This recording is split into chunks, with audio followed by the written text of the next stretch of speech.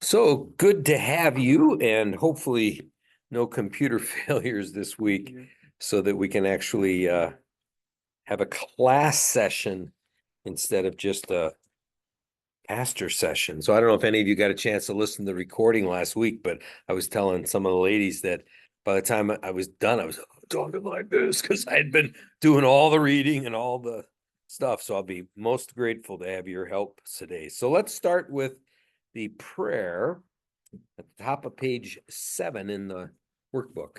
And believe it or not, we're going to use the workbook a lot today. So let's pray. Great and gracious God, you made and own this vast universe in which we little people live as tenants. We rejoice to know that you have a plan for us for time and eternity. As empires and kingdoms continue to rise and fall, teach us to understand more clearly your will for us today. Although we sometimes applaud those whom the world sees as heroes, remind us that there is only one hero in the universe, you.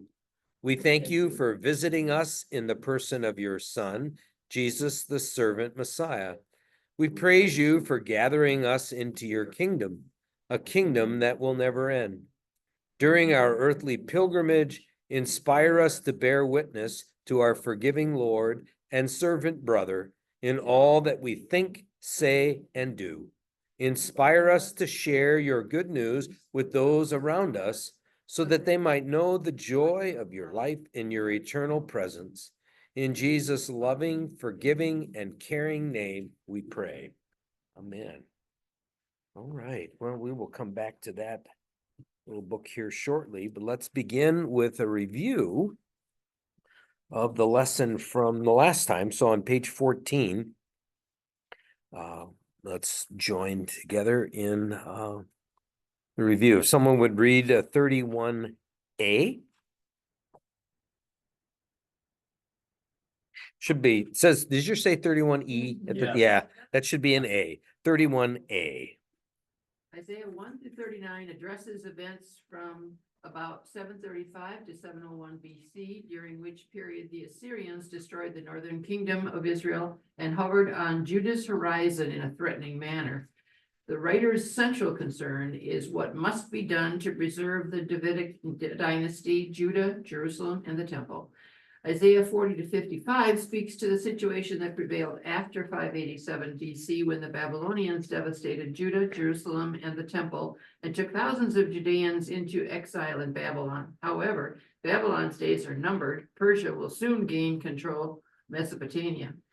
Isaiah 56 to 66 speaks to a people who have returned to Judah, but whose hopes are at a low ebb. It makes no reference to the Davidic dynasty, but focuses on Jerusalem and the role of its rebuilt temple. Yeah, I do that too sometimes. You get partway through, wait, I missed something there. So, and another little typo in between control and Mesopotamia should be of, right? In that second paragraph. So, it's still, no matter what edition you have of something, there's always something that needs tinkering. But that little summary actually does a great job of clarifying the 3 sections of Isaiah. And surprise, surprise, the debate among the Bible scholars is significant. Some see that would say that it's one writing written by one author, and that thus 40 through 55 and 56 through 66 would be sort of prophetic in view. Others say no, 1 through 39 written by the person we often call Isaiah of Jerusalem, and that 40 to 55 and 56 to 66 would have been written by his disciples who lived later. Sometimes they talk about the school of the particular prophet, but in any event, what matters is the information there is accurate no matter who happened to hold the pen. 31B. Though the exiles taken to Babylon enjoyed good living conditions there, many longed to return to Judah. In 539 BC, Cyrus the Persian conquered Babylonia and incorporated it into his empire. In 538 BC, he permitted the Jewish exiles to return to their own land. Because the two Davidic kings taken to Babylon, Jehoiachin and Zedekiah, died before the return began, the Davidic dynasty was no more. Okay, so it's interesting. We'll get this a little more next time when we get into Ezra and Nehemiah, because that talks about the exiles coming back. It's important to understand that the time in the exile was not like they were in stocks or that they were in prison conditions or something like that. But they were simply, that was a practice to forcibly relocate people and make them put roots down in a new place, because that often takes the fight out of a group of people if they're no longer protecting their own homeland, so to speak. And so life in Babylon was good. And many decided to stay, even when they had the opportunity to go back. I say we'll catch that next time. But there were always a longing to go back among some, and this kind of collective desire. And that's what happens next, 31C. Isaiah 40-55 might be read as the dialogue between God and the exiles in Babylon. God assures the exiles that he will come swiftly and powerfully to rescue them and lead them back to Judah and Jerusalem. Nothing can prevent that from happening. The exiles should be filled with joy and confidence. Their God is not one among many, but the only God. God holds dominion, not just over that little tract of ground called Judah, but over the whole earth. The gods of all Gentile peoples are nothings. Their gods do not even exist. Artisans carve them out of wood, just as they might make a piece of furniture. These false gods cannot carry anyone anywhere, but must themselves be carried from place to place. However, God can and will carry the exiles back to Judah and Jerusalem. All right. And so this picture tries to just grab a whole bunch of different sections that we looked at, but here's the great gates, the Ishtar gates into Babylon, and there's going to be this road that will lead out. The Babylonian gods are carved out of wood and carried on animals. Down below, lots of descriptive pictures to show sort of God's power and how God is capable of doing this. God is the God of the whole world, and this whole idea of wisdom, we'll pick up on more of that in this section of the Crossways materials. We'll actually spend a unit on wisdom literature. So 31D. There need be no doubt about whether God can do what he promises. God created and owns the universe, and he rescued his people from slavery in Egypt. If that creator owner God could carry out the first Exodus, the first rescue of his people, he can do it again and will. Even more, he will transform creation and restore the splendors of the original Eden. However, although Israel is God's special people, it is not called to idleness. It is called to be a light to the nations and to make the Lord's existence, will, and mercy known to humanity. So here you've got that original creation and the original Exodus story that we followed. Now it almost is reversed, that as they're coming out of Babylon and being returned to their homeland, that Exodus language is grabbed a hold of again. God will lead his people in triumphant procession, hence their arms are raised. That pillar of cloud and fire, God will be with them. There's water available, all these kinds of things. God is able to bring them back, and they just have this hope that when they get back to their land, there'll be a whole new creation. But as we'll see, it was a mess, and we'll be working on that here. So that's the end of the illustration. Any questions on any of these so far? So a couple other points we'll go through. 31E, Lori? Israel is called to be the Lord's servant to the nations, a role that can result in the people suffering the kind of pain they experienced during the destructions of 597 BC and 587 BC, and the exile itself. Israel's present suffering, then, is not merely the result of the nation's disobedience.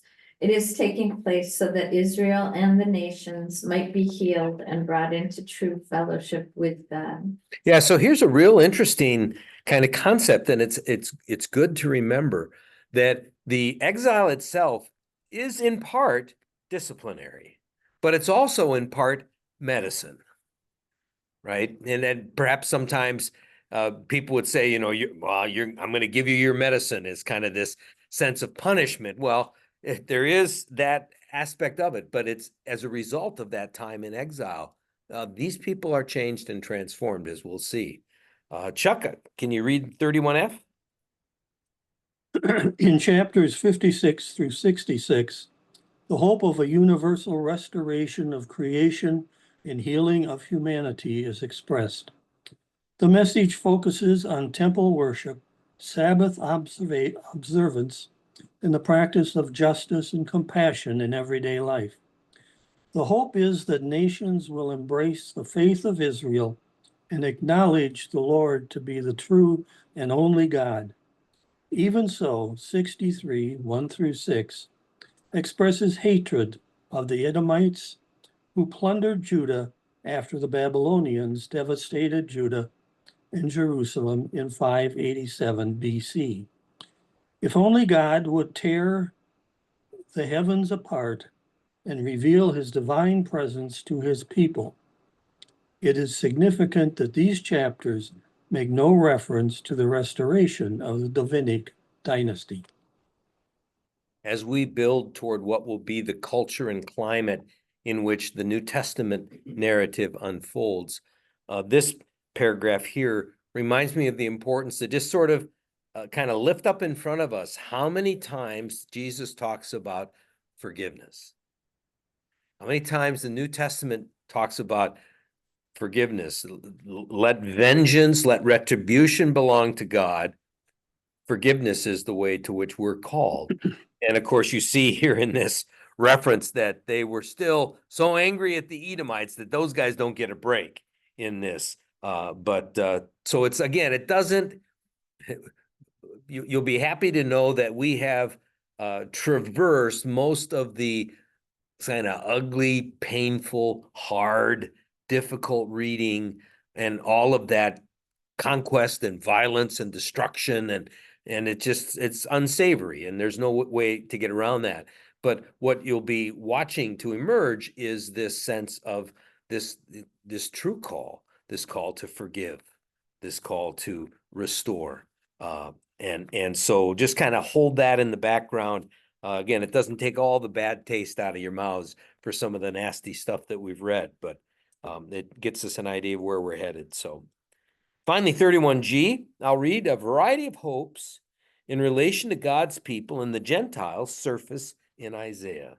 Numerous passages express compassion to those suffering physical disabilities in Israel, hope concerning the return to the promised land of the Jews scattered around the Mediterranean world, and the hope that the Gentiles will embrace the Jewish faith and join the Jews in worship. However, later Jewish thinkers and teachers rejected the spirit of universalism expressed in parts of Isaiah. And universalism here doesn't mean what it means in sort of Christian terminology, where it just sort of means it doesn't matter what you believe, everybody, just do what works for you kind of thing. It's not that sense, but universalism in the sense that salvation is open to the world and not just for the Jews. So we'll pick up on that some more as well. So any questions on 31? Unit 31. All right. Let's move ahead. And what's really fascinating as we get into 1st and 2nd Chronicles, and I'll put a few pieces up here. So this again is the Hebrew ordering of the Bible. And notice something, there's Bible scholars will talk about the chronicler. And the chronicler, the works of the chronicler are Ezra and Nehemiah and 1st and 2nd Chronicles. So those, if you will, 4 books as we have them, although Ezra and Nehemiah ends up really being a single scroll. But anyway, we're going to focus in on Chronicles, and this is not where it shows up in the Christian Old Testament. Where does it show up in the Christian Old Testament? Right over here, right? And I probably could have put a slide in here to show, but it's right after Kings. So we go 1st, 2nd Samuel, 1st, 2nd Kings, 1st, 2nd Chronicles. And so one of the most distinctive differences that you see between the Jewish ordering of these books and the Christian ordering of these books is Ezra and Nehemiah, 1st, 2nd Chronicles, the very end. So when we get to the end of our session today, we'll look at those closing verses of 2nd Chronicles, because that's how the Jewish Bible concludes. Okay. And so as we kind of get it from that angle, we've also been journeying through Kings and all of the different prophets that have been there. And we're not quite done. We're still going to look eventually at these ones down at the bottom with Haggai, Zechariah, Joel, Obadiah, Jonah, Malachi. So we still have 6 more prophets that we'll be looking at. But we're going to be focusing a little bit on the Kings and this history. In fact, Chronicles starts back here in the creation of Adam and Eve and takes you through all of this, what you see referenced here as the patriarchal period, the sojourn in Egypt, the time of the judges, all the kings that are happening, and the exile that comes later on. But it does so in a really interesting way. So open up to 1st Chronicles chapter 1. And you may have had a chance already to do this, but in case not, just sort of allow your eyes to skim through chapter 1. Allow your eyes to skim through chapter 2, chapter 3, chapter 4, chapter 5, chapter 6, chapter 7, chapter 8, and chapter 9. And whether you're doing it now for the first time, or you've had a chance to do it ahead of time, what are you looking at? Names, right? All kinds of names. Some that might be familiar, others that I have absolutely no idea who that person is. Some that are relatively easy to pronounce, others that are like, gosh, I hope I'm never called upon to read this in public. But it is sort of interesting. The first 9 chapters of Chronicles is a listing of names. The very first name is Adam. So notice then, that's why I say Chronicles goes back all the way to the beginning. It starts with Adam. And do you remember in those early units, I referenced that in the Bible, genealogical tables are often the way they bridge time. So for you and me, we bridge time with numbers. We say 2 days later, 5 days later, 10 years later, 100 years later, whatever, right? We do that. But by and large, the Hebrew mind does it genealogically. And so when we were back in Genesis and we wanted to get from Adam down to Noah, there was a long list of genealogy. And then we got to Noah, and okay, now we can pick the story and the narrative back up. So in that sense, we go back to Adam, and by the time we get to chapter 10, and I asked you to stop at 9 before, we finally kind of bump into somebody that feels more like a narrative, right? In fact, chapter 9 ends with whose genealogy? Saul, right? And which Saul is that? That is the Saul who is the first king. This guy right here in this little green box. And so it's a white, I'll back up, it's a white number in a black box. And so the top of your timeline, you'll see the white numbers with the black boxes, and we bump into Saul. And what part of Saul's life do we bump into? Yeah. The end, right? His last moments. So as we get all the way to Chronicles, in these opening chapters. We go from Adam to Saul, but only to get Saul's death. So here's what's fascinating, right? So this is just kind of like this loopy back and forth line that's kind of says from the creation, which is in the clouds, hard to date. You look at your timeline in the creation, it's just got a clock with a question mark, right? Difficult to get specific, although some groups will name very specific dates for that. What does it tell us about creation? Nothing, right? Back, watch this. Nothing about creation, nothing about the page, nothing about, right? It doesn't tell us anything about any of these things that we've kind of been journeying through, even though it references them kind of indirectly as it works its way through the genealogies. And finally, after Saul has died, what happens in chapter 11? David becomes king. David becomes king. Let's take a look at some of these things. Somebody read the last two verses of First Chronicles chapter 10. So Saul died because he was unfaithful to the Lord. He failed to obey the Lord's command, and he even consulted a medium instead of asking the Lord for guidance. So the Lord killed him and turned the kingdom over to David, son of Jesse. Now those couple little verses, and some of your translation, mine says unfaithful twice, right? He died for his unfaithfulness because he was unfaithful to the Lord. You're already given a little bit of an insight into the mind of the chronicler.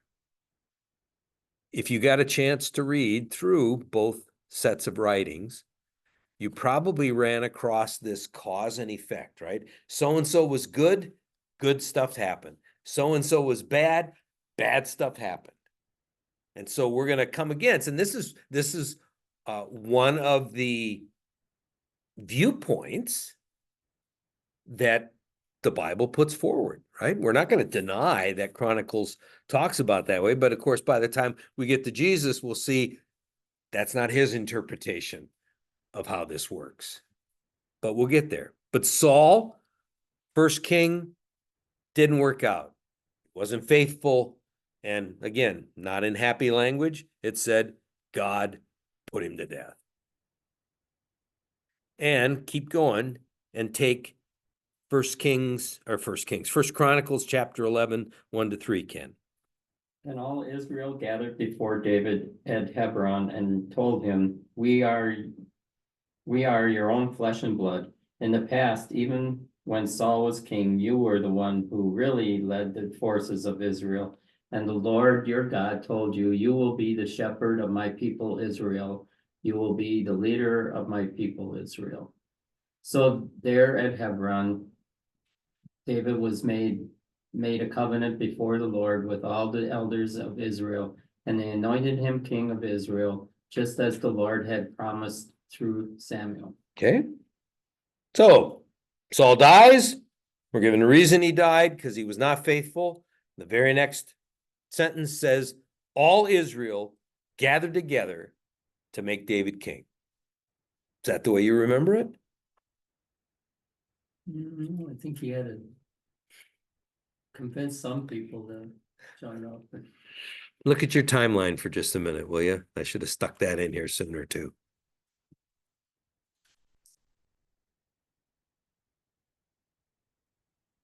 After Saul died, this is number 1, right before the year 1000 in green, and the arrow goes up. Remember his son?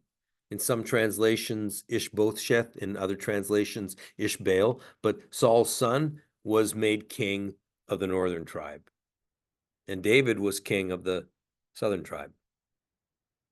Abner, Saul's general, collected all the northern tribes, got them to rally behind Saul's son. And there was some time in which David was just ruling over the tribe of Judah.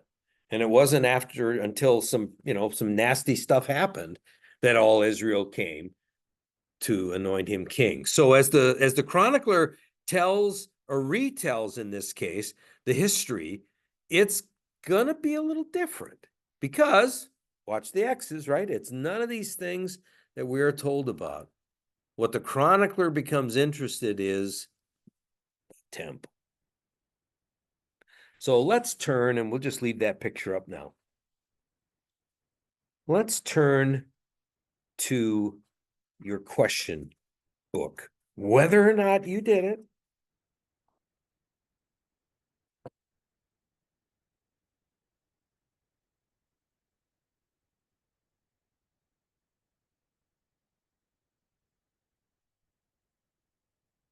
So the first question there simply asks, how much attention does First Chronicles 1 to 10 devote to the historical events prior to the time of David? Not much, but it goes back to Adam. But using the genealogy, we are quickly getting ourselves past all that, right? And remember, of course, this is a retelling of their history, and it is, you don't have to recap everything, right? You tell the story of a favorite sports franchise, you don't have to go back and list all of the stuff, right? I mean, anyway, so they're going through here, and we get to Saul. It's kind of like you hit the brakes to hit Saul, but just long enough to hear that Saul died, and now David is king. Now, does David become king over all Israel? Yes. Does it happen eventually? Right? But David becomes the king of all. So by just sort of skipping over the nasty stuff, we get to the final point, right? I mean, we have this expression, right? Don't bore me with the details, right? Just get to the point. So the point is, David is king. And what is interesting in 1 Samuel chapter 31, let's go back there for a minute.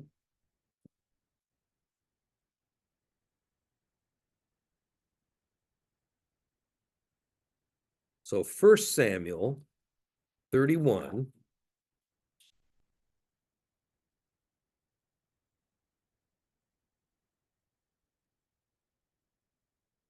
You probably have some kind of very happy sounding heading that says the death of Saul and his sons. Woo! Right? Anybody want to have fun reading that little chapter? It's not all that long.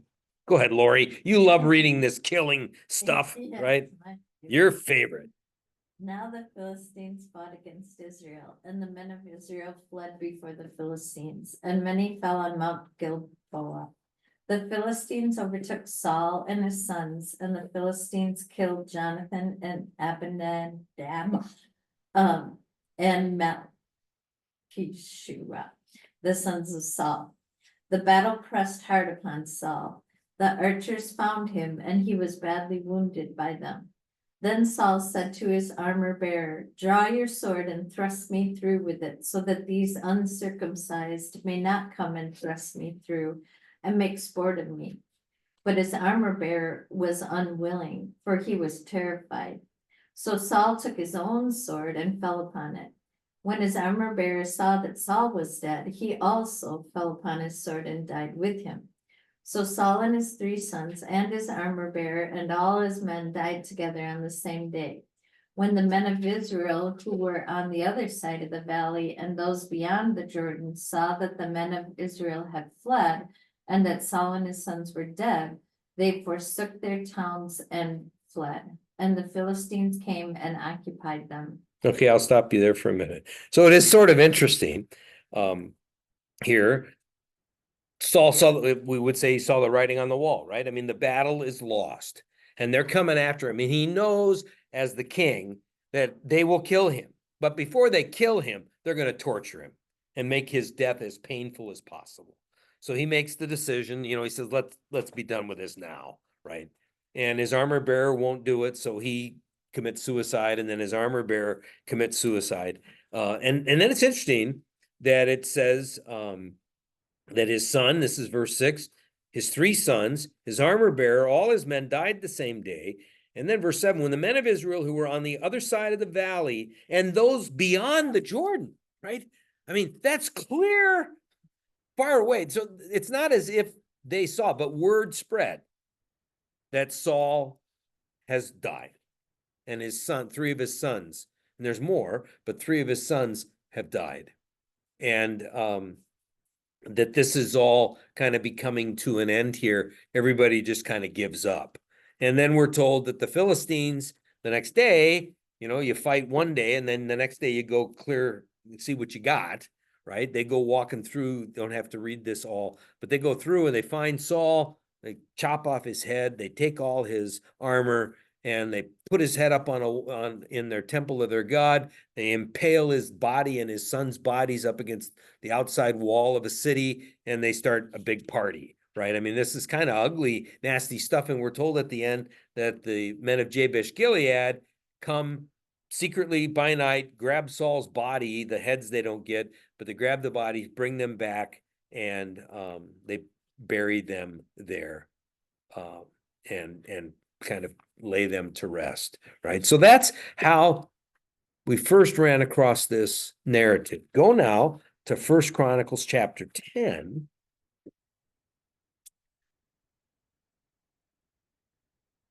And look what we're told here, both similarly and differently. Somebody read chapter 10, verses 1 through 7. Now, now the Philistines fought against Israel, and the men of Israel fled before the Philistines and fell staying on Mount Jabal. The Philistines overtook Saul and his sons, and the Philistines killed Jonathan and Abinadab and Melchishua, sons of Saul. The battle pressed hard on Saul, and the archers found him, and he was wounded by the archers. Then Saul said to his armor bearer, "Draw your sword and thrust me through it, so that these uncircumcised may not come and make sport of me." But his armor bearer was unwilling, for he was terrified. So Saul took his own sword and fell on it. When his armor bearer saw that Saul was dead, he also fell on his sword and died. Thus Saul died, he and his 3 sons, and all his house died together. When all the men of Israel who were in the valley saw that the army had fled, and that Saul and his sons were dead, they abandoned their towns and fled, and the Philistines came and occupied them. Okay. Sounds mostly familiar, but there's an interesting little phrase in verse 6 that says Saul died, he and his 3 sons, and all his house. That's again what you might call a compression, because we won't go back and read it, but you may remember that the men of Gibeah wanted to have Saul had wronged them, and they wondered, were any of Saul's descendants still alive? And David pointed some out, and so they went and killed those descendants. But here, all of Saul's house is kind of wiped out, right? Because eventually, that's what happens. So we're not going to bore you with details. This is the Saul chapter is over, is kind of what we're being told here. Okay, so it is kind of interesting, but there's no conversation about Saul's son, Ishbosheth or Ishbaal, who survives and gains control of the northern kingdom. They won't have to deal with Jonathan's son, who was crippled in the feet, Mephibosheth, or those other people. It's the Saul chapter is over. And we're moving on to the next chapter. And if you will, in your Bible, what heading do you have for chapter 11? Remember, I don't always like the headings, but they're sometimes helpful in summary. What's the first heading in chapter 11? David becomes king. Next heading? Jerusalem becomes the capital. Next? David's mighty warriors. Okay, so we hear about David's mighty warriors. Next. Now we were in chapter 12. David's followers in the wilderness. Next. David's army at Hebron. Next.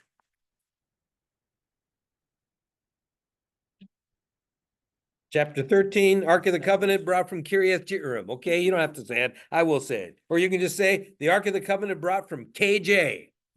Remember, you can do that. 14. Established at Jerusalem. Yep, then what happens? Neither did the Philistines. Yep, then what happens? Jerusalem. Yep, then what happens? Or placed in the tent. Good, what happens? Psalm of Thanksgiving. Yep, next. Regular worship maintained. Okay, next. God's covenant with David. Good, next. David's prayer. Next. David's kingdom established and extended. Next. David's administration. Next. Defeat of the Ammonites and Arameans. Okay, next.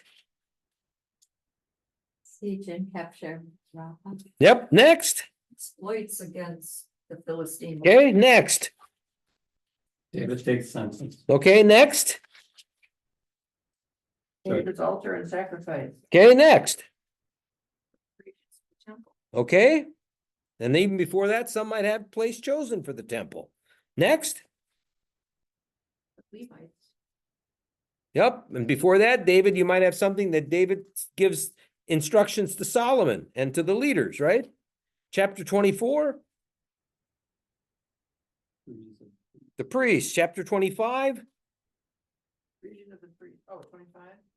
The temple musicians. yep, 26, 20, halfway through 26.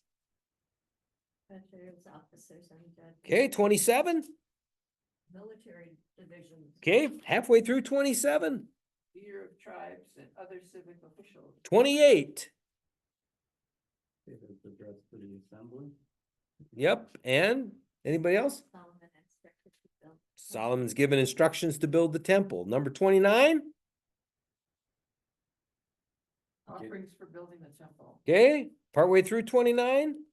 You got a heading before verse 10. David's praise to God. Yep. What about before verse 20 or halfway through verse 22? And then a summary at the end of David's rule, right? And then, of course, when we get to, that's better that you read it, not just the headings. But anyway, if you did read it, the headings help you, right? And then when we get to 2 Chronicles chapter 1, now starts Solomon, right? But we're not there yet, so back up. So notice 9 chapters of genealogy to get you from Adam to Saul. We talk about Saul long enough to get him dead. The Saul chapter's over in chapter 10. The David chapter begins. So 10 chapters. We got Adam to a dead Saul. Then we have chapter 11, chapter 12, chapter 13, chapter 14, chapter 15, chapter 16, chapter 17, chapter 18, chapter 19, chapter 20, chapter 21, 22, 23, 24, 25, 26, 27, 28, 29. All about David, and in particular, what you see in the picture, The temple. the temple. And interestingly enough, we'll kind of journey through that, but you sort of get an idea of what the chronicler is thinking about and and in particular, what the chronicler thinks is important to mention.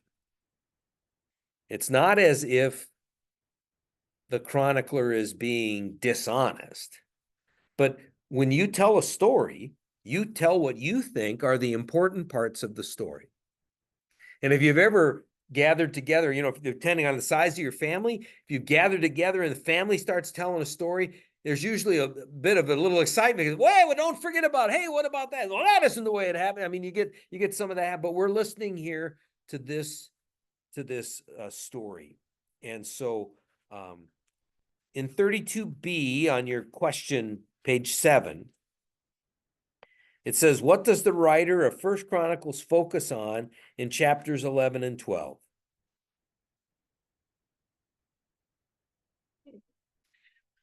Yep, and David is made king right away of both Israel, the southern, or of Judah, the southern tribe, and Israel, the northern tribes, right? And he gains control in the Samuel narrative. No, he just is the southern tribe. And it's going to be a while, 7 years, 7.5 years before he can finally become king over all Israel. But eventually becomes king over all Israel. So why bore you with details? Get the point? What about chapters 13, 14, 15, 16? What's the scope of what's happening there? David brings the Ark of the Covenant to Jerusalem. Right. So the big thing that David is doing, 4 chapters spent talking about how David brings the Ark of the Covenant to Jerusalem. In chapters 18, 19, and 20. David expands his realm. Yep. He's starting to make, gives a little bit. It doesn't ignore the battles and the things that are happening to make the realm larger, but doesn't give it full shrift. And then 21 to 29. Preparation for the building of the temple. Big time, right? It's as if the building of the temple was the only thing that was really on David's heart. And so that's why, to go back to this picture again, that's why it shows it how it is. And notice you've got the temple in the center, you got the people surrounding the temple, and you've got that Star of David in the background. Because in the mind of the chronicler, David was all about getting that temple built. Now, did David build the temple? No. Who built the temple? Solomon. Okay, so it's not making stuff up. But when you read, if you got a chance to do the reading in Chronicles, you're thinking, golly, he did everything but build it, right? Drew up the blueprints, contributed enormous sums of money to make that. I mean, and we'll get there as we work our way through, but it is interesting then that what the chronicler is interested in is spelled out to a great degree here. Now, on point 2, on page 8 in your workbook, you probably had the same answer if you answered this. The chronicler shows great interest in David, right? 29 chapters in Chronicles. 10 of those chapters are that genealogy list and the death of Saul. The next 19 chapters are about David. So what does the chronicler tell us about David's struggles when he was kind of on the rise and Saul was suspicious of him? And so Saul was constantly trying to catch him and kill him. What's the chronicler tell us about that? Nothing. All right. David has a band of followers, and they're kind of always on the run, but they also seem sort of to be operating what in today's language might be a protection racket.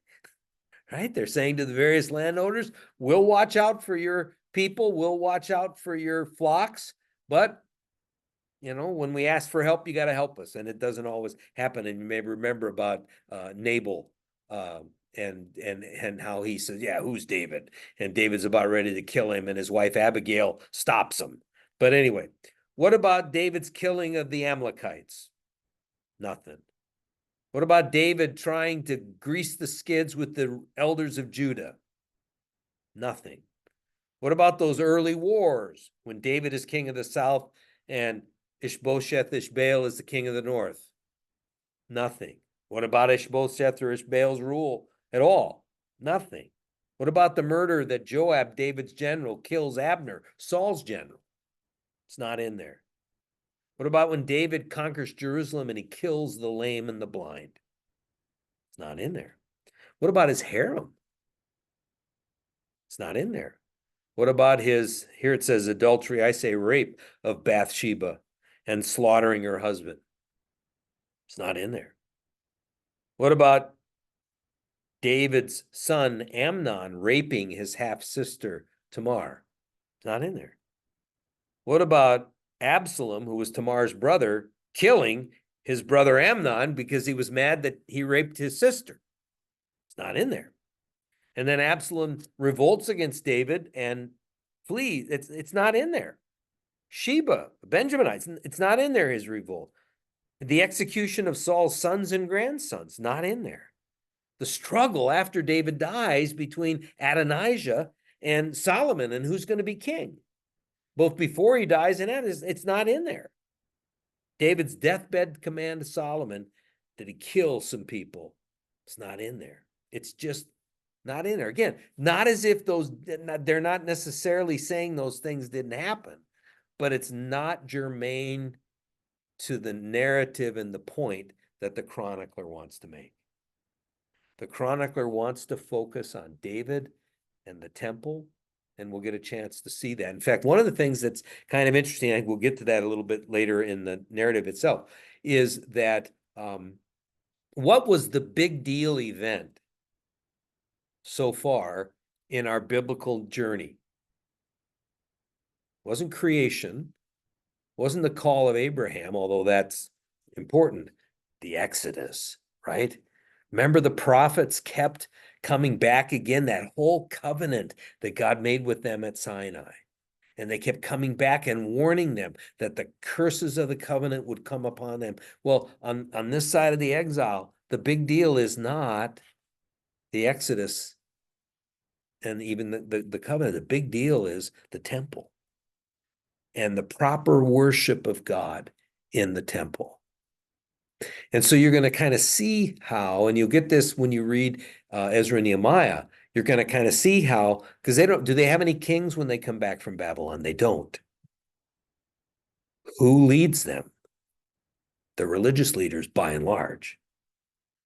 And so this kind of rise of the authority of the religious leaders, and of course, by the time we get to the New Testament, you'll have this, some of the political stuff, but a lot of the religious stuff playing out together. Does that make sense? Number 3 on page 8. Did you get a chance to look at that?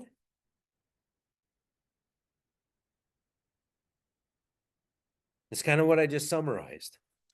I know David was the real hero of the Israelites. Is that what we're getting at? That's part of it, but it's also this focus on the temple system, right? Because notice let's go back to just the headings again. We've got Jerusalem captured, right? David establishes Jerusalem. And so then in chapter 15 of First Chronicles, the ark is brought there. I got my little cheat sheet here to see if we need to read anything. Not yet. All right. And then you've got, look at what happens after they bring the ark. Somebody just read the first part of verse 11.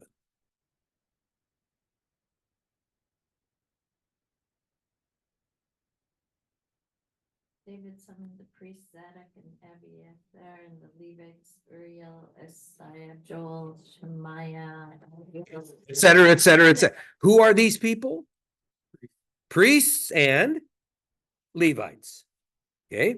The priests can offer the sacrifices and the Levites assist in the temple work, right? And in this case, there's no temple. So they're the ones, the Levites are the ones who pick carry the ark. They're the ones who roll up the tabernacle when it was ready to move, that kind of thing, right? And so he calls these people together. Keep going, Lori, verse 12. He said to them, "You are the heads of families of the Levites. Sanctify yourselves, you and your kindred, so that you may bring up the ark of the Lord, the God of Israel, to the place that I have prepared for it. Because you did not carry it the first time, the Lord our God burst out against us, because we did not give it proper care. So the priests and the Levites sanctified themselves to bring up the ark of the Lord, the God of Israel. And the Levites carried the ark of God on their shoulders with the poles, as Moses had commanded, according to the word of the Lord." You see what David's doing? He's giving them instructions on how to do this right. In the next little section, he lines up the music, right? The musicians and the singers, And he starts listing all these things. You just keep reading through all these names. But David is acting like a bishop. Even though they didn't have bishops in those. I mean, but he's concerned about that overall life. He's like the senior pastor or whatever. He's trying to make sure that everything's being done properly. And so in chapter 16, they bring the ark, and David had pitched a tent for it, and they offer these offerings, and he does this, and then he appoints, verse 4, chapter 16, certain of the Levites as ministers, and it starts listing the names, and then he leads them in worship. Oh, give thanks to the Lord, call on his name, make known his deeds among the people, sing to him, sing praises to him, tell of all his wonderful works, glory in his holy name. Let the hearts of those who seek the Lord rejoice. By the way, you remember the first time we went through Samuel, reading about David in 1st and 2nd Samuel, and you probably thought, damn, I don't remember learning hardly any of this stuff in Sunday school. When we saw some of the nasty stuff with David, right? The David you learned about in Sunday school is going to show up all over in these pages. So, and again, that's not to, I don't want to overemphasize it to make it sound like the other stuff is wrong or that this stuff is correct. It's not that. It's the point is that just like adults, when we're teaching our kids the Bible stories, don't want to horrify them with some of the awful details that are sometimes in there. We want to sterilize, we want to make it kid friendly, right? And we're not being dishonest in Sunday school when we do that, but unfortunately, we don't often continue it enough so that by the time a learner gets older, we say, okay, now we got to go back to those stories and give you some of the not so good details, right? We usually just never get around to doing that side of it. But David is setting all these things up. And he is, well, let's go to the next picture. The David that the chronicler talks about is this David right here. So if you were to look back at when we had the previous unit on David, you're going to see that the face is kind of the same. And we do hear a little bit about David the king and David the warrior, but we hear a tremendous amount about David, that's a priest's hat, not a loaf of bread, about David the priest and David the musician, or at least David the conductor who is lining up all the, he's the booking agent who's lining up all of the musicians in and around the temple, because in the chronicler, David is all about the temple, even though he doesn't build it. He sets up everything. And so David's heart and soul, David, the greatest king the Israelites ever had, his heart and soul was all about the temple. What do you think the message of the chronicler to the people of his time is that they should be all about? The temple. And so that's the point.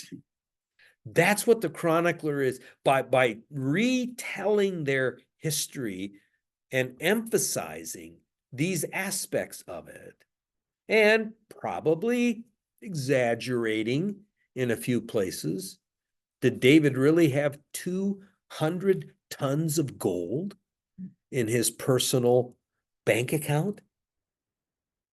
Well, I'm guessing not. I mean, that's a lot. 200 tons. How many pounds is that? Did they do that with sacrifice? Uh-huh. How many pounds is that? 2,000 times 10. This should be easy. 20. 20,000. Yeah. 20,000, yeah. 20? Yeah, but this is and a ton is 2,000, so this is this is 200 times 2,000. Right? So 4, and then you got the 3, and I mean, you got 4 with 5 zeros after it, right? 400,000 pounds of gold. I'm guessing that's a little exaggeration. Now, maybe it's not, but that's a pretty big pile. If you want to just think of where you're going to start, right? So the point is not that we're trying to nitpick these details, but try to, you know, by expressing these to show this sense of the heart of David was all about the temple. Did they do that with the sacrifices too? Because they're like talking about thousands of animal sacrifices. I'm like, why would? Right. I know. And you get the sense, you're wondering how in the world could this be? And again, some of it could be that it's kind of like the number of people how many people came out of Egypt, right? And so some will argue that the number that's there, the 2 million people that are listed, is exactly what happened. 2 million people came out. Others will say from the time that the people came out to the time that they were writing about this, there had been 2 million people, and everybody participated in the Exodus, whether directly themselves or as a result of being a descendant of someone who did. That's our history, whether we went through it or not. It's sort of like we do, I suppose we'll have a big one next year, right? In the United States in 2026, it is the 250th anniversary of 1776, right? So we're probably going to make an extra big deal of that, even though none of us were around in 1776, except maybe, no, nobody, but we weren't around. So it's the way we own our own history, even if we weren't there. So some of it, that's it there too. But yeah, as you work through this, you just have David doing event after event after event. And once in a while gives a little information about some of those military campaigns. But let's look at First Chronicles chapter 21 and compare it with 2 Samuel. Where is that? 20? Not quite there yet. Maybe 24. Let's take a peek. Yeah. So in 2 Samuel chapter 24, just read, if you're there, Kathy, read the opening sentence. Again, the anger of the Lord was kindled against Israel, and he incited David against them, saying, "Go, count the people of Israel and Judah." Okay. So who's the he? The Lord. I mean, it says the anger of the Lord and he, right? I mean, it's common grammar, not just English grammar, everybody's grammar. Now, in 1 Chronicles 21, it says, David stood up against Israel and incited David to count the people of Israel. okay. So now again, there's we won't go too deep into this, but there are biblical ties between God giving Satan permission to do things or God using Satan to do things. So it's not as if this is being one's being up against the other, not true, right? I mean, so when God incited David to do this, he probably used the adversary to do so. But here it's real clear. It's Satan rose up and made this happen. So there are some of these cleaning up sorts of things that are there. There's another one that's kind of interesting. Look at, let's see here. Which one is that? But in Chronicles, saying God is pleased that he did that, right? Yes. So it makes sense that it's Satan as opposed to the other one, God inciting him. Yeah. You incited, it's gonna be, it's pleased that it.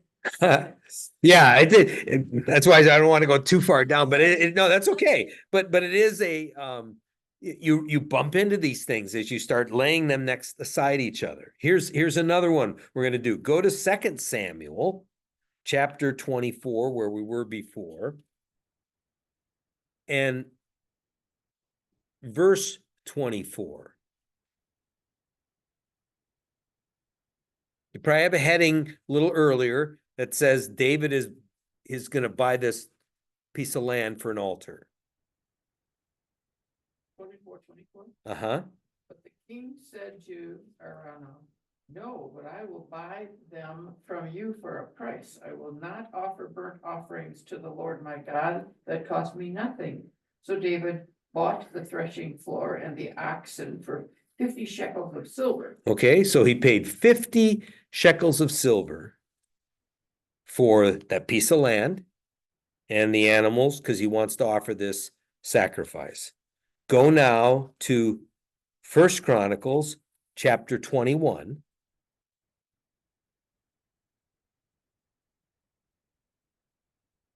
And start in verse 24.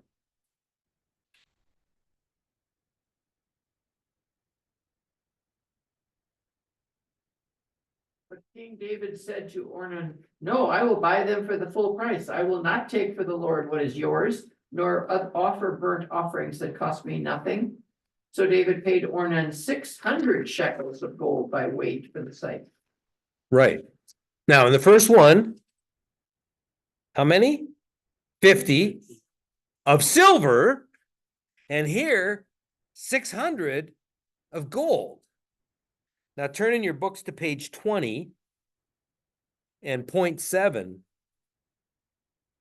spells out that the 50 shekels of silver, which is about 20 bucks, compared to the 600 shekels of gold, which is about $10,000.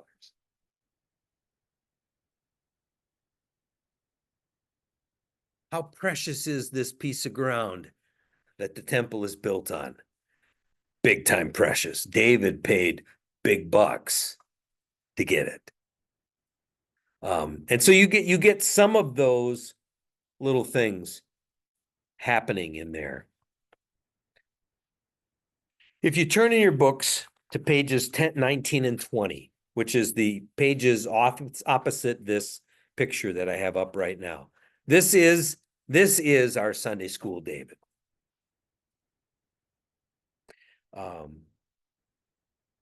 Point 3, somebody read point 3 with all the A, B, C's, and D's. David is the apple of chronicler's eye. He outlines the life of David in 4 segments. David is made king of Judah and Israel, chapters 11, 12, notes also chapter 17 and 2 Samuel 7. David brings the Ark of the Covenant to Jerusalem, chapters 13 to 16. David expands his realm, chapters 18 through 20. David prepares for the building of the temple, chapters 21 through 29. So we get some of that. Keep going, Linda. Take the next point. In Samuel and Kings, David is presented as a political leader, a man with strengths and weaknesses that endeared him to his people as the greatest king ever. The chronicler, however, shows only a limited interest in David's political genius.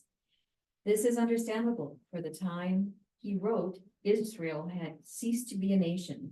To be sure, the chronicler did revel in David's military accomplishments and the splendor of his realm.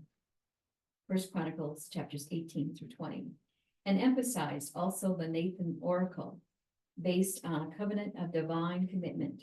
1 Chronicles 17, see also 2 Samuel 7. However, for the chronicler, David was primarily the one who organized Israel as a worshiping community. It was David who made Jerusalem, the holy city, his religious capital. planned the building of the temple according to God's directions, First Chronicles 28, verse 19. Organized the music of the temple and assigned the Levites their duties. Although 2 Samuel 6 says that David alone made the decision to bring the Ark of the Covenant to Jerusalem, the chronicler says the move was sanctioned by all the people. First Chronicles chapter 13, verses 1 through 5. When I was 16, my mother took us on a bicentennial tour because it was 1976. And as the tour guide led us around places, he was quick to point out, he says, well, you see this sign that says Washington slept here. He says, we know from history he didn't always sleep alone. And that Martha was back, in Virginia, right? I mean, so, we do this, we idealize our leaders. So that's part of what's happening here. When you want to emphasize what a great president George Washington may have been, you want him to be a great man. And so you tend to talk just about the great things. And this is why history is always sort of an ongoing thing. But as you get this sense for the chronicler, this is what David is about.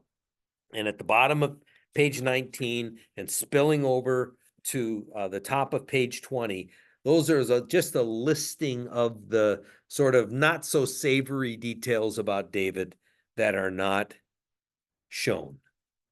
But notice point 6. Could somebody read that, please?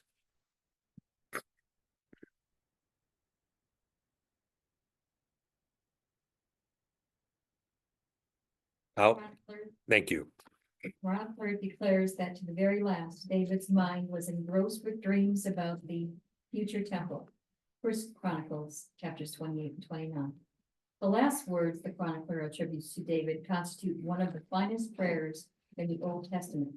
So let's go look at that. Okay, First Chronicles chapter 29, starting at verse 10.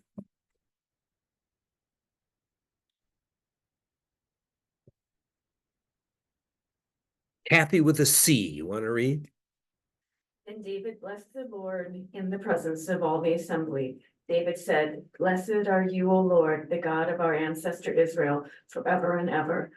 Yours, O Lord, are the greatness, the power, the glory, the victory, and the majesty, for all that is in the heavens and on the earth is yours. Yours is the kingdom, O Lord, and you are exalted as head above all. Riches and honor come from you, and you rule over all. In your hand are power and might, and it is in your hand to make great and to give strength to all. And now, our God, we give thanks to you and praise your glorious name. But who am I and what is my people that we should be able to make this free will offering? For all things come from you, and of your own have we given you. For we are aliens and transients before you, as were all your ancestors. Our days on the earth are like a shadow, and there is no hope. O Lord our God, all this abundance that we have provided for building you a house for your holy name comes from your hand and is all your own.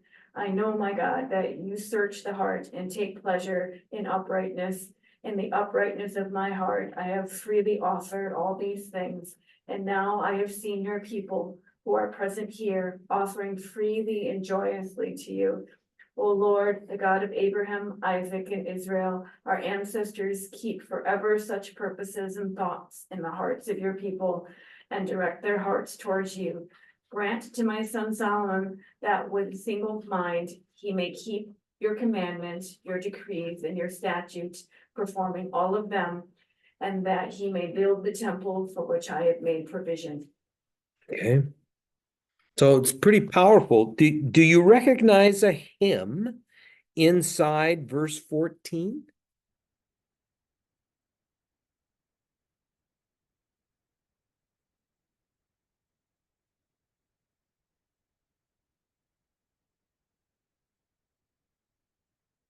We give thee but thine own, right? Whate'er the gift may be, all that we have, is thine, right? Or do you recognize an offering prayer?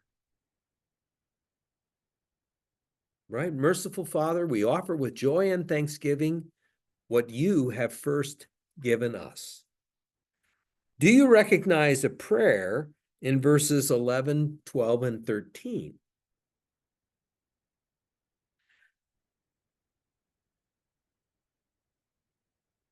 For thine is the kingdom and the power and the glory, right? Forever and ever. So these words of David are inspirational, and they've been used in the ending to the Lord's Prayer. I sort of joke with my Roman Catholic friends, because if you've any Roman Catholic friends, when they pray the Lord's Prayer, they stop, right? With lead us not into temptation, but deliver us to evil. And I joke with my Roman Catholic friends and say, that's the only place you're more biblical than the Lutherans, because that's where it ends, right? And you look down in the footnotes, and other ancient things have added for yours is the kingdom, the power, and the glory. I mean, but it's inspired by this prayer from David. But And they do pray that. at the end, that's a response. to Yeah, whatever the priest will say something and then they'll respond, but it's more biblically accurate to pray the Lord's Prayer the way our Roman Catholic friends do than for us to just keep plowing through. But anyway, like I say, little things here and there, but this is the end, right? And the chronicler ends his first Chronicles with this: thus David, son of Jesse, reigned over all Israel. The period that he reigned over Israel was 40 years. He reigned 7 years in Hebron, 33 years in Jerusalem. He died in a good old age, full of days, riches, and honor, and his son Solomon succeeded him. Now, the acts of King David from first to last are written in the records of the seer Samuel, the records of the prophet Nathan, the records of the seer Gad, with accounts of all his rule and his might, and of the events that befell him in Israel and all the kingdoms of the earth. Right? So he's referencing all that stuff in Samuel that he skipped over. So he's not trying to pretend it didn't happen, right? So I'm not trying to make the chronicler a liar. It's just he wants to emphasize certain elements. And you can look this other stuff up if you want. But this is the story, this is the biography, so to speak, that he's writing. And interestingly, we don't have anything related to Nathan and Gad. And so Bible scholars, when they read about these other writings that just haven't survived and come down to us, there's always this wisp of a hope that some decade somewhere, an archaeologist in the Middle East is going to dig up a whole treasure trove of documents that have otherwise been lost to history, which is, by the way, what the Dead Sea Scrolls were almost 100 years back. So it's not impossible, but you get kind of this sense, and you get this very straight, clean transition from David to Solomon. Okay. Now, if you turn to page 32 in your book, we're going to get to Solomon. We don't have a picture for Solomon. I mean, we're focusing mostly on David. 21, did I say, what did I say?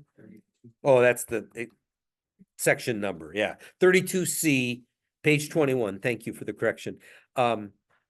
We get a similar outline for Solomon's reign. Let's take a look at that, just looking at the headings. So the very first thing we're told about Solomon is he wants wisdom. Okay.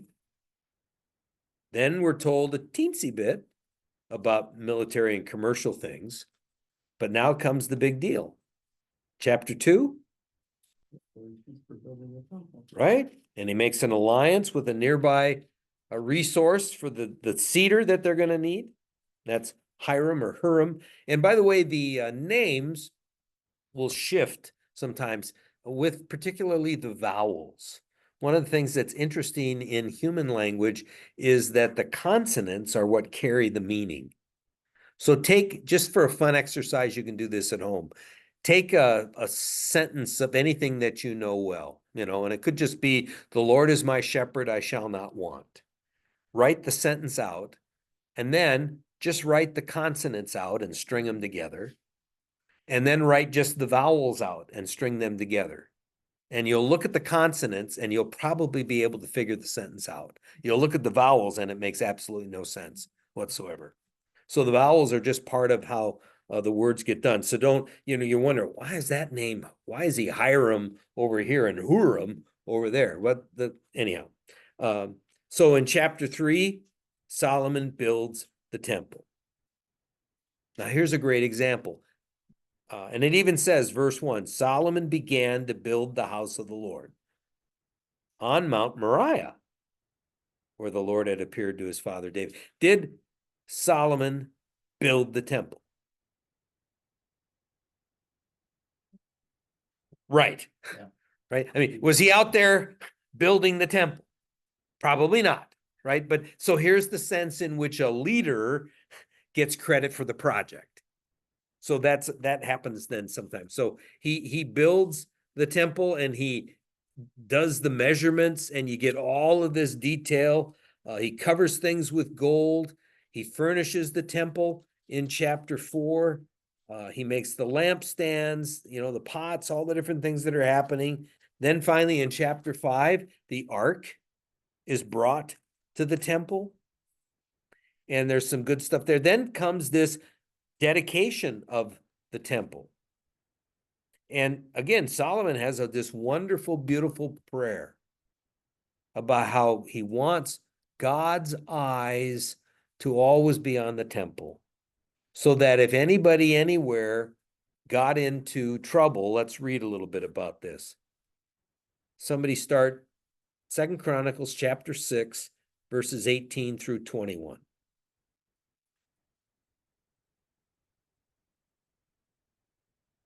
But will God indeed reside with mortals on earth? Even heaven and the highest heaven cannot contain you. How much less this house that I have built? Regard your servant's prayer and his plea, O Lord my God, heeding the cry and the prayer that your servant prays to you. May your eyes be open day and night toward this house, the place where you promised to set your name, and may you heed the prayer that your servant prays toward this place, and hear the plea of your servant and of your people Israel when they pray toward this place. May you hear from heaven, your dwelling place, hear and forgive.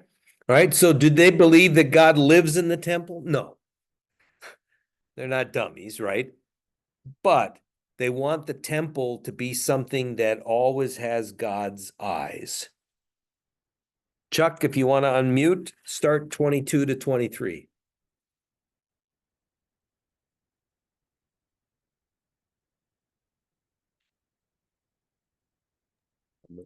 There you go. This is in 6. Yes. If someone sins against another and is required to take an oath and comes and swears before your altar in this house, may you hear from heaven and act and judge your servants, repaying the guilty by bringing their conduct on their own head and vindicating those who are in the right by rewarding them in accordance with their righteousness. Okay, so if somebody sins and comes to this temple, hear them. Take the next little section, 24, 25, Chuck. When your people Israel, having sinned against you, are defeated before an enemy, but turn again to you, confess your name, pray and plead with you in this house, may you hear from heaven and forgive the sin of your people Israel, and bring them again to the land that you gave to them and their ancestors. When heaven is shut up, and there is no rain because they have sinned against you, and then they pray toward this place, confess your name and turn from their sin, because you punish them. May you hear in heaven, forgive the sins of your servants, your people Israel, when you teach them the good way in which they should walk, and send down rain upon their land, which you have. I got a problem here.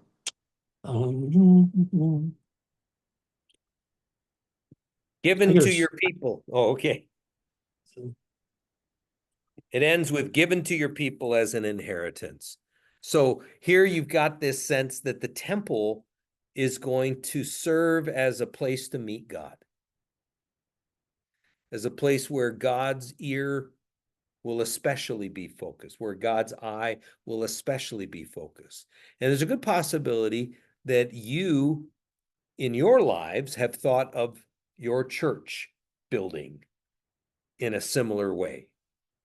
You might be aware that we sometimes have people who, when they want to pray, want to come and be either in a prayer room or in the altar, in the sanctuary, just to pray. Not that their prayer in their car, or their prayer at their own house, or their prayer out in their favorite place in nature is any less power, but there's something about the house, the building, the structure, kind of holding up that promise of God's ear, God's eye, God's presence. And we see that traced all the way back here again in the temple, both in its original dedication and as it's being referenced here. Because remember, the temple got destroyed by the Babylonians.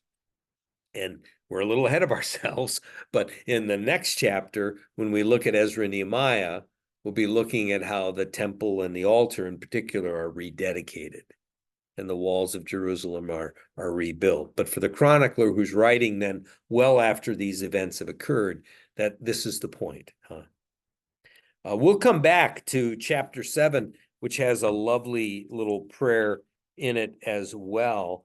But you'll hear in chapter 8 a little bit about Solomon's activities and some of his stuff. You'll hear in chapter 9 about the Queen of Sheba and about his great wealth. And at the end of chapter 9, what happens? Solomon dies. Okay, so you have how many chapters pertaining to David? 19. You have how many chapters pertaining to Solomon? 9. So together, your math is 28, right? There are 29 chapters in First Chronicles, 36 chapter in Second Chronicles. So without making the math too complicated, if there's 28 chapters dealing with David and Solomon, and there's 29 chapters total, that's one left over. So there's 37 other chapters told for all the rest of their kings combined. Who are the big deals? David and Solomon, but especially David. Because David is the one who does everything except actually oversee the construction of the temple. But he's got everything in place so that Solomon can do it. And again, some interesting things.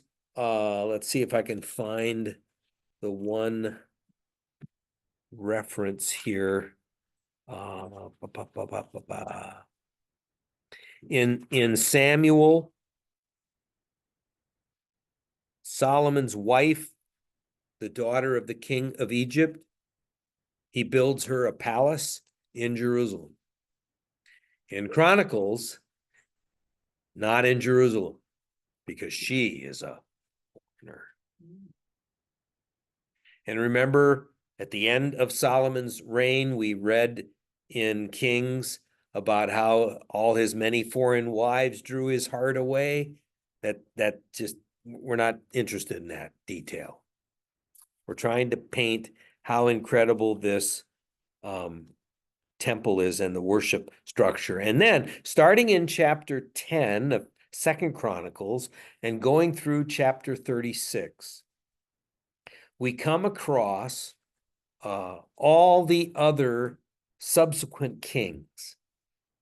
And if you got a chance to read this, and it's quite interesting, we're not going to have time to dig in it too much. What's interesting is that it hardly talks about the northern kings at all. Only when you got to talk about them a little bit to make sense about the story of the southern kings. So the chronicler is by and large interested only in the story of the southern kingdom. And the northern king, no, not really much at all. Little bits here and there. Because in the eye of the chronicler, the northerners are not true Israelites. Why? Because Jeroboam set up a shrine in Dan and another shrine. That's where they worshiped. And you might remember when we were reading in Kings that the king would, the writer would constantly rail against that. They followed the sins of Jeroboam, son of Nebat, walking in the ways that he caused Israel to sin. I mean, but here the guy doesn't even talk about it at all. But the other thing that's interesting when you read through this is, we referenced it earlier, if a king does something good, God blesses it. If a king does something bad, the king's punished. And I mean, this kind of immediate sort of cause and effect that's there, that plays itself out a little bit.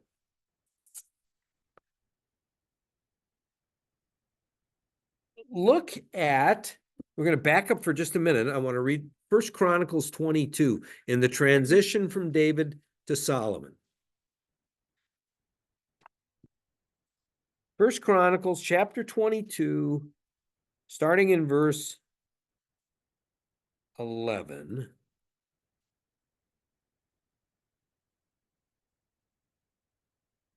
David calls Solomon in verse 6 and tells him that he's supposed to build this house for God. And he references how this is kind of came to him from God, and how God spoke to him to do this. So somebody read 11, 12, 13, and 14 of chapter 22 in 1 Chronicles.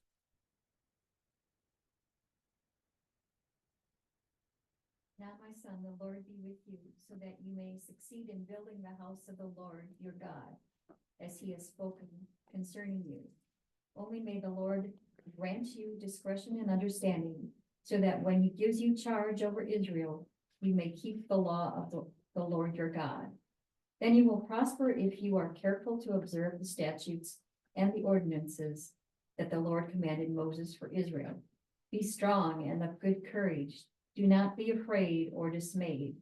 With great pains I have provided for the house of the Lord 100,000 talents of gold, 1,000,000 talents of silver and bronze and iron beyond weighing, for there is so much of it.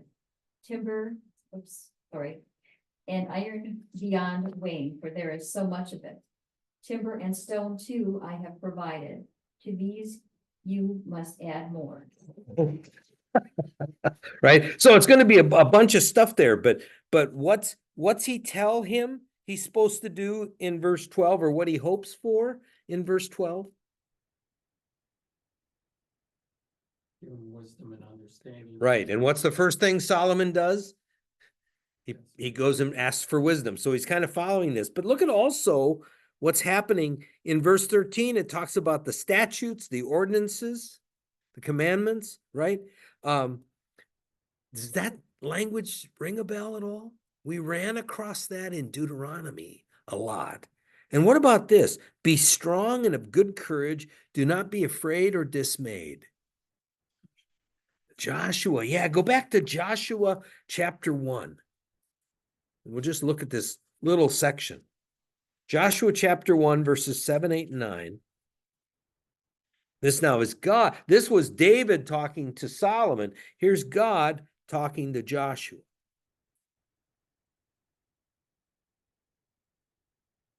Somebody got it? Verse 7, 8, 9? Only be strong and very courageous, being careful to act in accordance with all the law that my servant Moses commanded you. Do not turn from it to the right hand or to the left, so that you may be successful wherever you go. This book of the law shall not depart out of your mouth. You shall meditate on it day and night, so that you may be careful to act in accordance with all that is written in it. For then you shall make your way prosperous, and then you shall be successful. I hereby command you, be strong and courageous. Do not be frightened or dismayed, for the Lord your God is with you wherever you go. So the connection in language is not accidental, right? This is kind of this ongoing sense of what the chronicler is wanting to lift up. So page 21 in your book kind of lifts up again some of the elements that are emphasized and de-emphasized or just skipped over. And so you've got a lot of this connection. It is sort of interesting. In 4C, it mentions in First Kings that the separation between the holy place and the Holy of Holies was a doors made of olive wood. Chronicler talks about a curtain. And of course, when we get to New Testament times, it's a curtain there. What about the kings? Well, on page 22, it references that, again, it's this kind of theological history. It's not trying to give all of the information that you might need, but when it comes to the northern kings, they disappear. So I'm not waste any time writing about those. But with David and Solomon, again, you have this reward punishment in that lower section. And I think point 3 is an emphasis, right? Do not treat God lightly. God takes a dim view of disobedience. God treats the nations as he treats its king. Therefore, be the kind of king you're supposed to be, so that the people can be what they are supposed to be. Did you notice on page 23.2? 2 Chronicles has 832 verses. 480 of them describe the reigns of 4 faithful, pious kings. All the rest of the kings, the other 17, they're talked about in 342 verses. So you do the math, right? I mean, we're lifting up the positives and de-emphasizing the negatives, and it mentions this sense about law, commandment, statutes, ordinances, however your Bible renders those, and this direct connection with reward and punishment. There's lots of conversation about the festivals. In fact, it's in Chronicles we hear that in Hezekiah's reign, they had so much fun doing the Passover that they did it right away again. Right? There's great delight in that. This worship life is a big time deal. Even so much that some of the details about what the Levites or the non-Levites could do were cleaned up a little bit. So take you to page 24 and 25. Referenced already, point 1, that the shift from the Exodus being the big event to the establishing of Jerusalem and the temple and the worship, that's the big deal. And we'll see how that plays out in the narrative that comes next when we get to Ezra and Nehemiah. Maybe, just maybe, this is just kind of a hunch, point number 2, that remember, this is after when the Assyrians dragged the northern tribes off into exile. There were some of those folk left behind, and they brought in other conquered peoples and made them live there, and they intermarried. And the results of those intermarriages between the leftover Jewish people, to use that term, even though it wouldn't be accurate at that point, but the leftover Jewish people and the leftover descendants of Abraham and these new peoples that were brought in, that result of that mixed marriage, those are the Samaritans. And the Samaritans, the Assyrian king sent a priest back because he got word that the people were being destroyed by lions because they weren't worshiping the God of the land in the right way. And so the priest came back to try and show them the right way to worship the Lord. And so you kind of have to dig for it a little bit in the biblical narrative. The Jerusalem temple isn't the only worship place. There are these other spots. And in particular, very likely at the time when the chronicler is doing the writing, the battle between the Samaritans and the Jews was pretty strong. And so by poo-pooing anything having to do with the north is sort of like poo-pooing anybody who lives up there now, in a way. And again, we do that as people. We'll see when we get to the Gospel of John and Jesus meets that woman at the well. Even then, centuries after these writings, there's still this struggle between Samaritans and Jews. And of course, who's the character that Jesus chooses to lift up as a prime example of how to be a neighbor to somebody? It's not a good Jewish boy, right? It's not a priest. It's not a Levite, not those temple people. They pass by on the other side. But the Samaritan, right? I mean, so you hear Jesus kind of coming at some of this stuff, and we'll obviously go into more detail with it. Somebody read point 7 aloud at the bottom of page 24.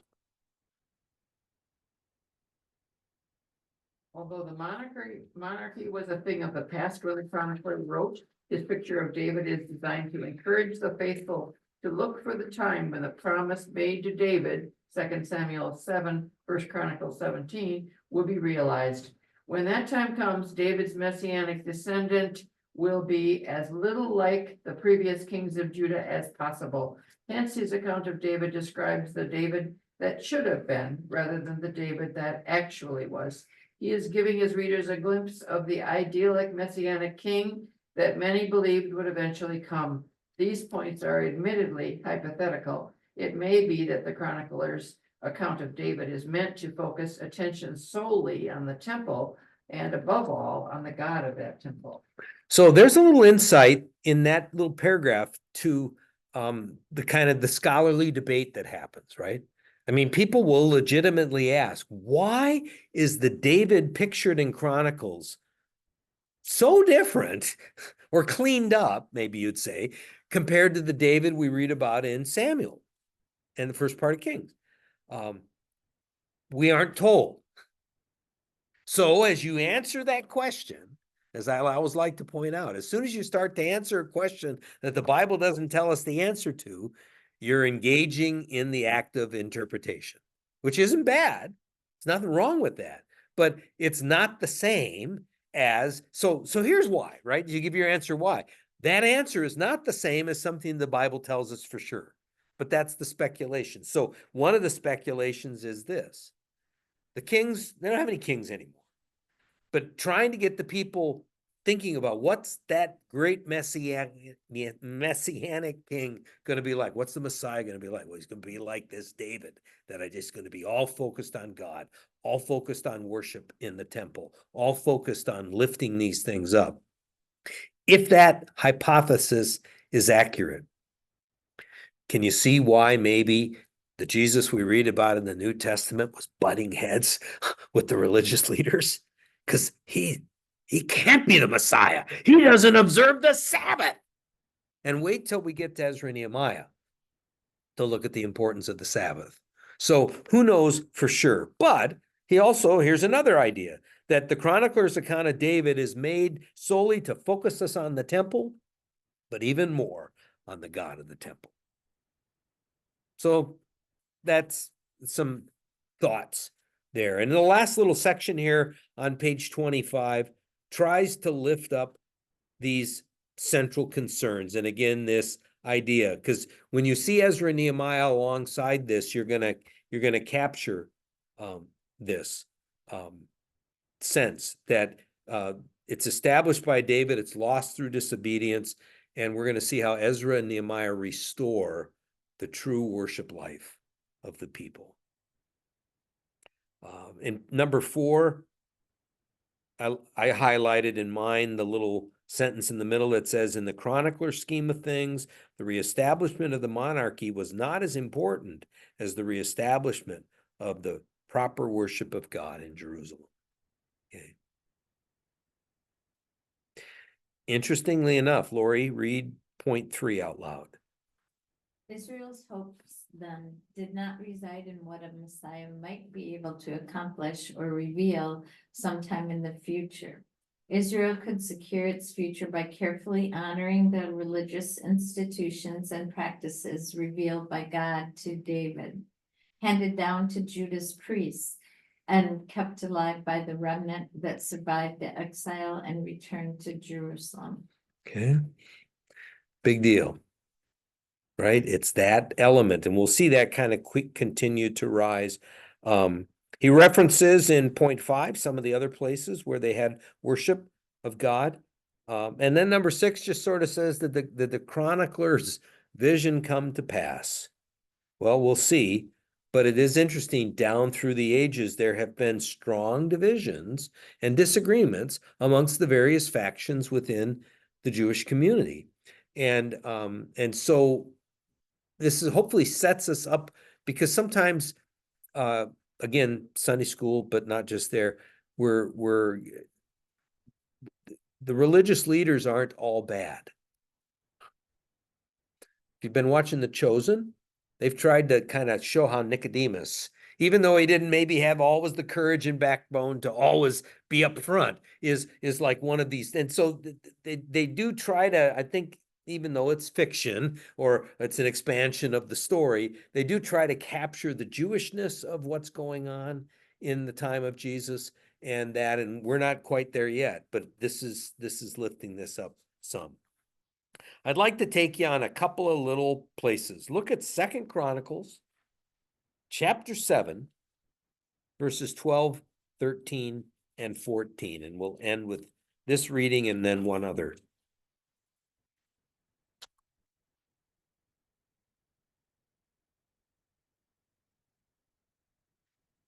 This is it's right after the dedication of the temple. Okay, and it's God appearing to Solomon right after that prayer that we read a part of.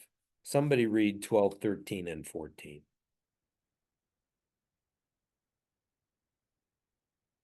Out loud. I have heard your prayer and have chosen this temple as the place for making sacrifices. At times I might shut up the heavens so that no rain falls, or command grasshoppers to devour your crops, or send plagues among you. Then if my people who are called by my name will humble themselves and pray and seek my face and turn from their wicked ways, I will hear from heaven and will forgive their sins and restore their lands. Okay, heard that probably before. If my people who are called by my name will humble themselves and pray and seek my face and turn from their wicked ways, then I will hear from heaven, will forgive their sins and heal their land. It's a pretty wonderful promise. Look at the ending of Chronicles. Go all the way, chapter 36. And remember, this is the last sentences of the Hebrew Bible.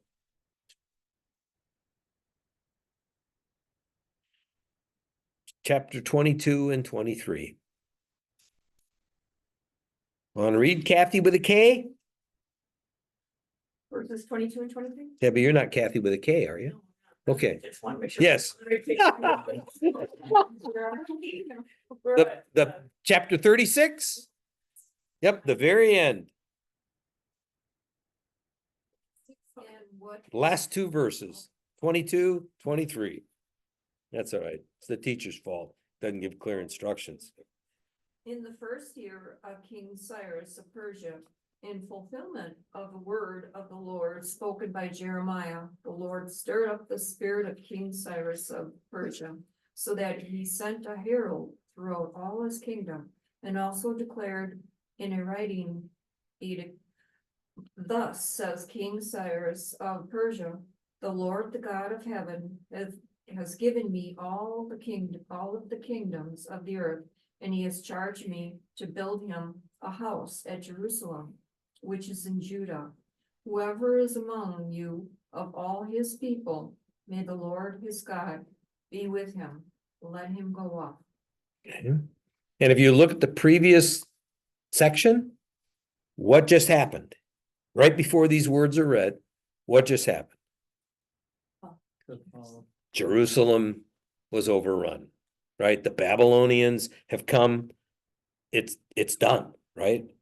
Everything's dragged off, right? Verse 19, they burned the house of God. They tore down the walls. I mean, it's this total devastation. And yet, at the end of this total devastation, it fast forwards many decades and says, in the first year of King Cyrus of Persia, in fulfillment of the word of the Lord, he said, let the, let's build a house in Jerusalem. And God says, and the writer says, who's ever among you of God's people, may the Lord God be with you. Go do what? Rebuild the temple. Reestablish the worship. So the ending of Chronicles in many ways is its message. You remember when we read at the end of Judges, backing up a little bit, the closing line in Judges was, there was no king in Israel in those days. Everyone did what was right in his own eyes. And then the next thing that comes is the path that's going to lead us to get a king. So here, this ends with this idea of going up. And it's sort of interesting because Chronicles is the story that the chronicler tells in 1st and 2nd Chronicles is picked up in Ezra and Nehemiah, which is the books right before. And so that it's not even chronological. I mean, so we're going to actually back up in the Hebrew Bible and read Ezra and Nehemiah, which takes off after what we just read here. So again, it's not always in the chronology. I'll say that again. I'll go back to this picture quick. Here. All right. So as you go through the Hebrew Bible, we end in 1st and 2nd Chronicles. But where 1st and 2nd Chronicles ends on your timeline, Ezra and Nehemiah begin next. So the information in 1st and 2nd Chronicles happened before what happens in Ezra and Nehemiah. And what comes in Ezra and Nehemiah, which is what we're going to get to in the next unit, comes after what happened in Chronicles. I know it's confusing to kind of say it that way, but that's where we are headed. So we will pick up the story. It ends with, let him go up. And now when we read in the next unit with Ezra and Nehemiah, we're going to read about those who went up.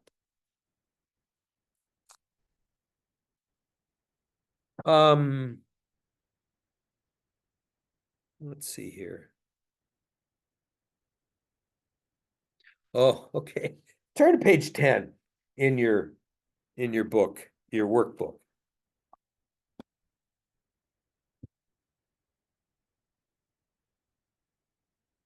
You may or may not be aware. Point number 2. Are you aware that there are some today among the Jewish people, the rabbis, who believe that David didn't ever sin? That the chronicler's David is actually the right David? Somebody read what some of the rabbis write. Or it might make you really angry. Maybe I better read it. David cannot be blamed for what transpired between him and Bathsheba. What happened was this: David was sitting on the roof of his palace. Bathsheba was having a bath on a rooftop across the nearby Kidron Valley with a high screen surrounding her. But Satan, in the form of a bird, deliberately flew into the screen, knocked it over, forcing David to look at Bathsheba's beautiful naked body. Furthermore, in David's day, when a soldier went to war, he gave his wife a certificate of divorce so that if he was killed or simply disappeared, his wife was free to marry again. Because Uriah would have given such a certificate to Bathsheba, she was therefore not legally married to Uriah, and David's relationship with her was not adulterous. It was permissible for a king to have sex with a concubine. And if Uriah refused to honor David's suggestion that he spend the night in Bathsheba's home, he deserved to be put to death for disobeying the king. How's that for rationalization? Not right. It's sort of like, well, sadly, it's not happens regularly, right? Women, most of the time, who are raped are blamed that they asked for it by the way they dressed or by whatever. But this is still, there's the things we're looking at and reading about, there's still vigorous debate among the different rabbinic communities, right? And it referenced in your book, we didn't read it specifically, but there are places where Orthodox Jews refuse to believe that the conservative or the Reformed Jews, rabbis, are really rabbis because they're not Orthodox. Good thing Christians don't do that. Yeah, right. So Mhm. anyway, learn a lesson. Let's join. Oh, sure. But in the end, David didn't have any descendants, right? I mean, were there literal people descended from David Yes, that Joseph. continued? The whole line did. the line continued, right? And so, continue. yeah, so the New Testament, both Matthew and Luke will include genealogies linking Jesus through a line back, physical line back to David. Yeah. Yeah. So yeah, no, that will be there. So, well, let's close in these prayers together. Lord, make us instruments of your peace. Where there is hatred, let us sow love. Where there is injury, pardon. Where there is discord, union. Where there is doubt, faith. Where there is despair, hope. Where there is darkness, light. Where there is sadness, joy. O divine Master, grant that we may not so much seek to be consoled as to console, to be understood as to understand, to be loved as to love. For it is in giving that we receive, it is in pardoning that we are pardoned, and it is in dying that we are born to eternal life. Our Father in heaven, hallowed be your name. Your kingdom come, your will be done, on earth as in heaven. Give us today our daily bread. Forgive us our sins as we forgive those who sin against us. Save us from the time of trial and deliver us from evil. For the kingdom, the power, and the glory are yours, now and forever. Amen.